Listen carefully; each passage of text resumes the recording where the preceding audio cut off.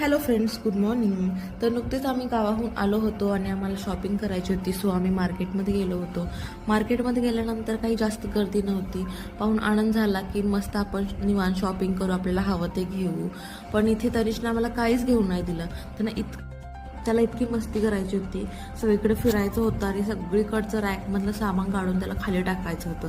तिथली cells girl इतक्या प्रेमानं आमच्याकडे बघत होती की आम्हाला वाटलं ते म्हणते तुमच्या बाळाला घेऊन तुम्ही बाहेर जा, राहू दे शॉपिंग. त्याच्या मागे मागे करता आम्ही हे विसरून गेलो की आम्हाला नेमकं काय घ्यायचं आहे.